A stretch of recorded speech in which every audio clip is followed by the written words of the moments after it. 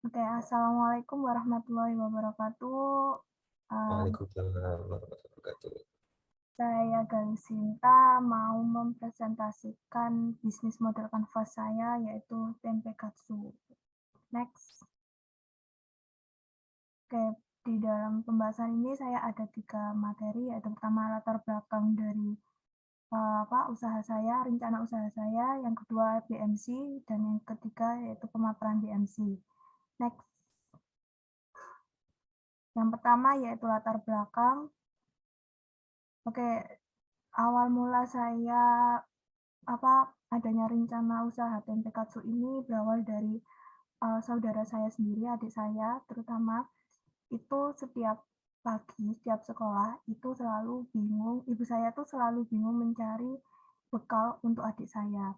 Nah, terus akhirnya saya tuh mencoba untuk mencari ide, akhirnya saya membuka dalam kulkas itu menemukan sebuah tempe dan saya mencoba untuk mengolah dan akhirnya saya mencoba untuk menjadikan tempe katsu itu dan dibuat untuk berbagai bentuk yang lucu seperti abjad ataupun bentuk-bentuk hewan ataupun gimana. Terus begitu sudah jadi, kebetulan adik saya sudah pulang, akhirnya saya coba untuk cicipin, ternyata dia suka. Itu itu awal mula dari rencana usaha saya. Oke, next. Selanjutnya yaitu BMC saya, bisnis berdasarkan kanvas saya. Nah, di sini berikut BMC saya. Di sini juga ada beberapa yang tipe sebenarnya, tapi ya sudahlah nanti juga dibenerin lagi. Next. Dan yang terakhir yaitu pemaparan BMC. Langsung. Yang pertama ada customer segment. Yang pertama yaitu keluarga. Keluarga itu ya itu tadi dari adik saya biar dicoba. Terus menurutnya enak atau enggak, ya istilahnya testernya tuh keluarga saya dulu. Terus yang kedua restoran dan kafe itu bisa dijadikan snack. Terus yang ketiga yaitu frozen food. Nah, tempe katsu ini bisa dibekukan, jadi dia tuh bisa bertahan apa tanpa ada bahan pengawet dengan cara di frozen gitu. Terus yang terakhir yaitu ada toko oleh-oleh. Oke, next. Oke, selanjutnya ada value proposition. Yang pertama yaitu salah satu cara untuk mengenalkan tempe kepada anak-anak. Kan anak-anak itu kayak belajar gimana sih rasanya, gimana mencoba untuk merasa gimana, misalkan nggak tahu rasanya tempe, nah dibuat untuk inovasi supaya dia tuh tertarik dengan bahan makanan itu gitu. Terus terutama juga sayur. Nah, saya juga lagi coba belajar untuk mengolah sayur supaya anak-anak ini tertarik. Yang selanjutnya adalah bisa digunakan untuk bekal.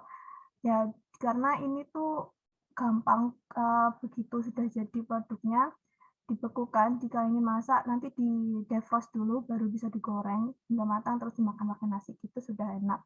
Terus yang ketiga yaitu olahan makanan yang bisa dibekukan, yaitu tadi. Terus menerima pesanan online, bisa diterima melalui online, tapi untuk sementara ini masih di sekitar sekitar dekat-dekat rumah sini aja sih, tetangga ataupun keluarga sendiri yang terdekat di sekitar Sidoarjo sini karena rumah saya di Sidoarjo. Oke, selanjutnya terdiri dari berbagai bentuk yang disukai anak-anak, yaitu uh, apa bisa dibentuk, nanti bisa dicetak dengan bentuk yang misalkan mau minta custom suka abjad gitu, nanti di custom dibuat seperti itu. Oke, next. Selanjutnya yaitu channel. Channel ini saya pertama membuat brosur dan juga ada beberapa bentuk nanti biar tertarik, terutama ibu rumah tangga. Yang kedua media sosial, ada dari status web WhatsApp ataupun dari Instagram, bisa dari Facebook juga. Oke, next. Yang selanjutnya yaitu revenue streams. Nah, penghasilan ini pertama sebenarnya dari modal sendiri, uh, dari penjualan tempe katsu, entah dari penjualan melalui online ataupun offline. Offline itu bisa datang datang ke rumah untuk membeli barang itu tadi.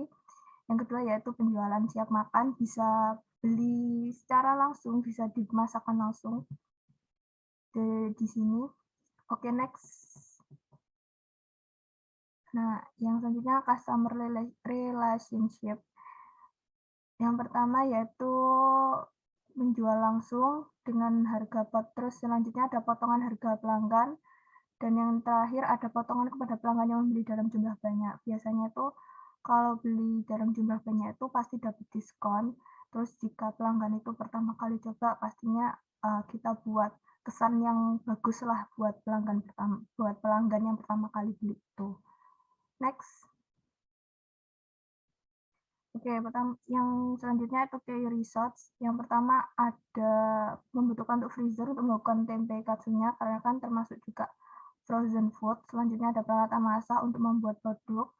Dan yang ketiga ada tempat untuk membuat katsu yaitu di rumah saya sendiri. Oke, next. Activities itu pertama memilih bahan ataupun tempe.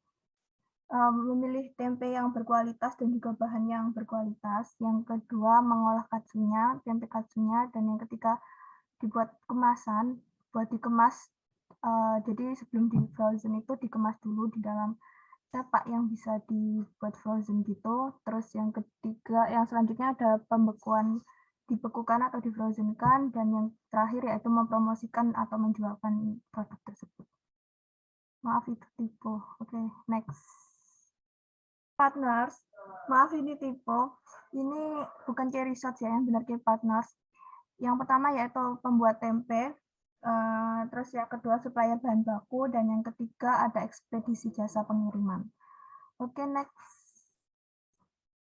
Oke, ini cost structure, ini juga tipe, saya kurang teliti, maaf. Yang pertama yaitu ada bahan baku tempe, yang kedua ada gaji karyawan. Untuk sementara karyawannya masih satu untuk buat sendiri karena masih rencana. Terus yang kedua biaya marketing. Terus yang selanjutnya ada kemasan dan packing. Dan yang terakhir ada biaya gas atau LPG. Oke, terima kasih untuk presentasinya. Sekian dan mohon maaf. Terima kasih.